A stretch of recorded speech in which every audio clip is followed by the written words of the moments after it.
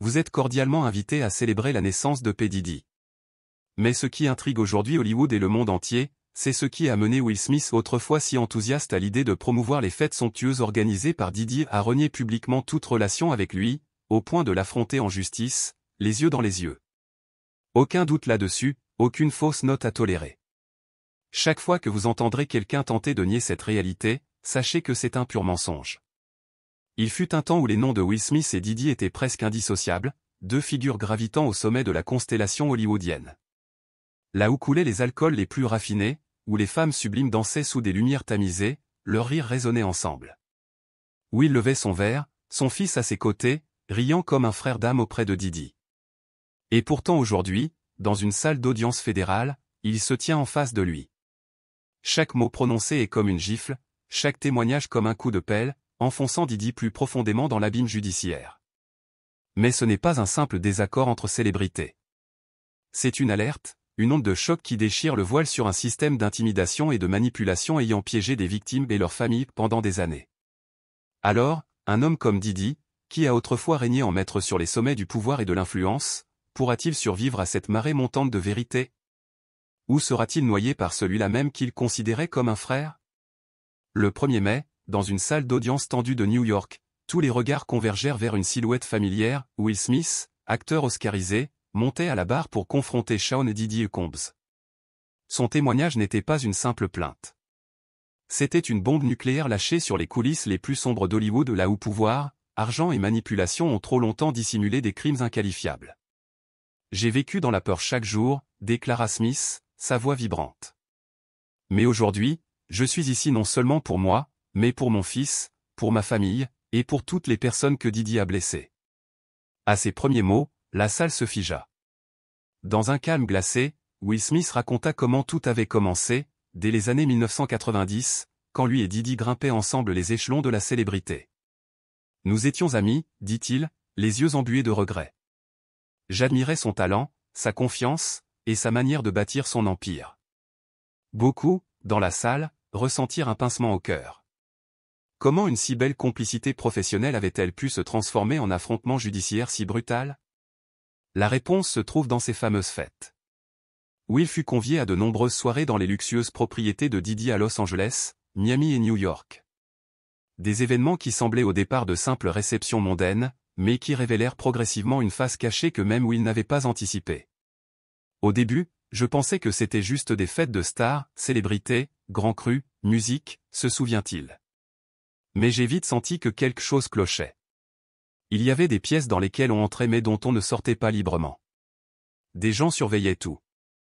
Et surtout, il y avait des caméras partout.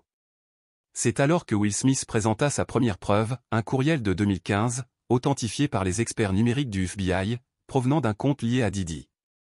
Le message, plein de sous-entendus menaçants, disait « Will, c'est ta dernière chance de nous reconnecter.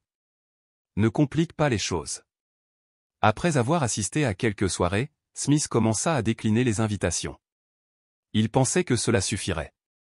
Mais un jour, il reçut un email anonyme, contenant une courte vidéo. Dans cette vidéo, Will apparaissait dans une situation compromettante filmée lors d'une fête précédente. Il n'en avait aucun souvenir. Il avait été drogué, inconscient, piégé. C'est comme ça qu'il nous enfermait dans ce cauchemar, murmura-t-il. Cette vidéo, dit-il, avait été prise à l'anniversaire de Diddy, un événement présenté comme un simple réseautage entre stars. Mais dès son arrivée, Will sentit que l'ambiance était anormale. Une villa immense, des SUV noirs bloquant l'entrée, des gardes armés, les téléphones confisqués à l'entrée. Rien de tout cela ne ressemblait à une soirée normale. À l'intérieur, l'atmosphère était pesante. Lumière faible, musique étrange, murs couverts de miroirs, et ce sentiment permanent d'être observé. Will entra, et Diddy vint vers lui avec un sourire déformé, lui disant une phrase qu'il trouvait insensée à l'époque, « Will, tu fais partie de la famille. » Puis, sans attendre, Diddy l'emmena dans une pièce à l'arrière. Et là, Will vit l'impensable. Des célébrités, hommes et femmes, livrés en spectacle devant des spectateurs voyeurs. Certains invités étaient bien trop jeunes pour être là. Et Diddy, selon Will, riait de bon cœur. À cet instant, Will comprit qu'il était prisonnier d'un monde dont on ne s'échappait pas facilement. Sa vie bascula dans une longue nuit de manipulation invisible. Chaque fois qu'il refusait une invitation, des conséquences étranges survenaient. Des rôles lui échappaient, des projets étaient annulés sans explication, des rumeurs surgissaient, ou il est gay, ou il est instable, ou il est infidèle. Didi ne le menaçait jamais directement. Il n'en avait pas besoin. Le message était limpide, Will Smith, tu n'as plus aucun contrôle sur ta propre vie. Et puis, ils l'ont dit clairement, si je ne continuais pas à participer, la vidéo serait envoyée aux médias.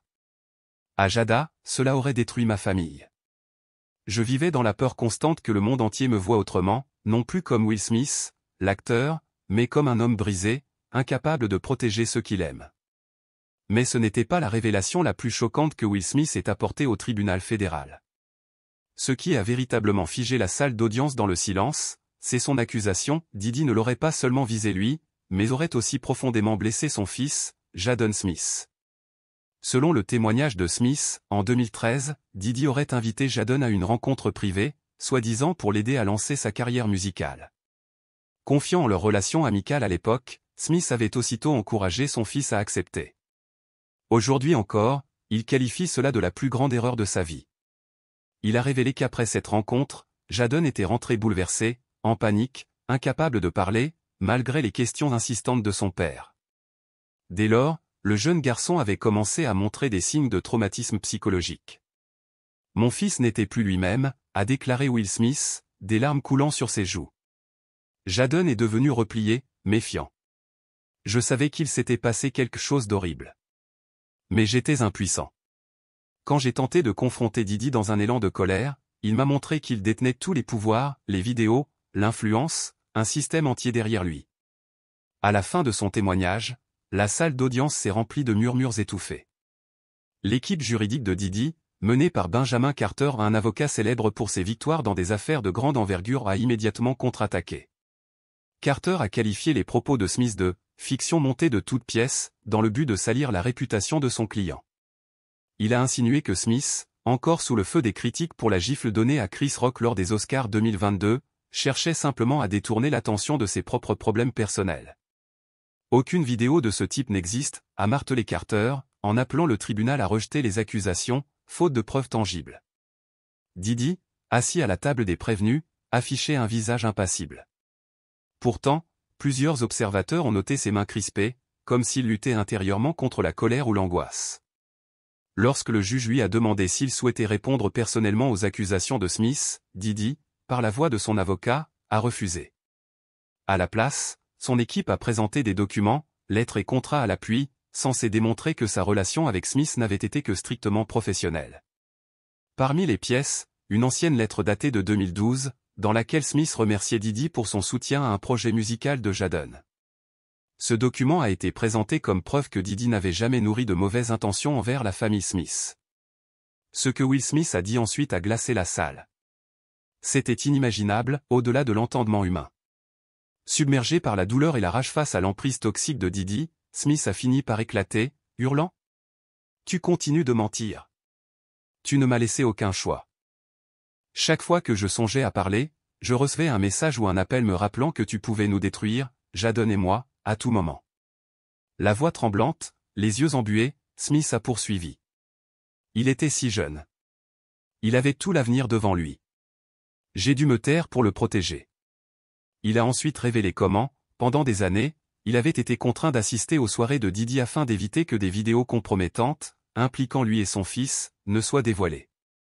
Pour appuyer son témoignage, les procureurs ont présenté des preuves supplémentaires fournies par Smith, une série de messages textes et d'appels enregistrés entre 2014 et 2019, provenant de numéros jetables, contenant des menaces à peine voilées, telles que « Ne nous force pas à agir. Ta famille mérite la paix, non ? Tu ferais mieux de te taire, Smith. » Par ailleurs, un autre élément crucial a été déposé devant la Cour, un rapport bancaire révélant qu'en 2016, Smith avait transféré 500 000 $ à une entreprise soupçonnée d'être une façade appartenant à Didi. Ce n'était ni un prêt, ni un investissement, a expliqué Smith. C'était le prix à payer pour garder ma famille en sécurité. Mais même après son arrestation, j'ai continué à vivre dans la peur. Les procureurs ont soutenu que ce paiement faisait partie d'un système d'extorsion utilisé par Didi pour soumettre Smith, et d'autres, à son contrôle dans le monde du divertissement. Ce fut une nuit d'une cruauté inimaginable, a murmuré Smith, la voix brisée. D'après son témoignage, même après l'arrestation de Diddy, ses associés ont continué à harceler la famille Smith. Au départ, Smith avait espéré naïvement pouvoir éviter d'engager une procédure judiciaire, ne voulant qu'une seule chose, vivre en paix avec les siens, comme une famille ordinaire. Pour couper tout lien, il avait publiquement nié toute connexion avec Diddy et son scandale, déclarant « Je ne suis pas lié à cet homme. Tout ce que vous entendrez à ce sujet, ce sont des mensonges. » Mais la réalité était bien plus sombre. Le réseau de Diddy s'était mis en branle pour éviter que les charges ne s'aggravent, harcelant Smith sans relâche afin qu'il reste silencieux dans les médias et n'évoque rien de compromettant. Et malgré le silence de Smith, plus l'affaire Diddy avançait, plus la pression sur sa famille devenait insupportable. Leur message était clair, a-t-il dit. Si nous tombons, nous vous emmenons tous avec nous. S'ils ne peuvent pas sauver Diddy, ils entraîneront tous ceux qui sont impliqués dans sa chute, y compris lui-même et Jadon. À ce moment-là, Benjamin Carter, l'avocat principal de Diddy, accusa Will Smith d'inventer des histoires pour se venger de différents personnels passés. Il mit également en doute l'authenticité des emails et des messages textes présentés comme preuve. Mais Olivia Harper, avocate de Smith, se leva aussitôt pour répliquer. D'une voix ferme, elle déclara que l'absence de vidéo physique n'affaiblissait en rien la crédibilité du témoignage de son client. Selon elle, des manipulateurs comme Diddy savaient exactement comment effacer les traces de leurs actes. Elle supplia la Cour d'examiner les relevés de transactions bancaires, soulignant que le virement de 500 000 $ effectué par Smith à l'entreprise de Diddy constituait une preuve claire d'extorsion. Elle insista encore, Smith n'avait aucune raison de risquer sa carrière avec de telles accusations si elles n'étaient pas fondées. Will Smith a tout perdu, sa réputation, sa paix intérieure, et même son sommeil, déclara Harper d'une voix vibrante, glaçant la salle d'audience. Dans le public, Jada Pinkett Smith, venue soutenir son mari, ne put retenir ses larmes lorsque Smith évoqua leur fils Jadon. Certains journalistes remarquèrent qu'elle serrait la main de son accompagnant à plusieurs reprises, comme pour y puiser un peu de force. Alors que le procès atteignait un tournant critique, Will Smith présenta une nouvelle preuve qui laissa l'équipe juridique de Diddy sans voix, un enregistrement audio secret datant de 2018, capté par un ancien assistant de Smith. On y entendait Diddy le menacer au téléphone. « Tu sais de quoi je suis capable. Ne me pousse pas à tout révéler. Tu veux que Jada et les enfants vivent en paix, n'est-ce pas? Alors comporte-toi bien. » L'enregistrement, analysé et authentifié par les experts audio du FBI, portait un coup sévère à la défense, qui soutenait qu'aucune menace n'avait jamais été proférée. Smith dévoila ensuite que, depuis l'arrestation de Diddy en 2024, sa famille avait reçu une vague d'appels anonymes les pressant de garder le silence face aux médias.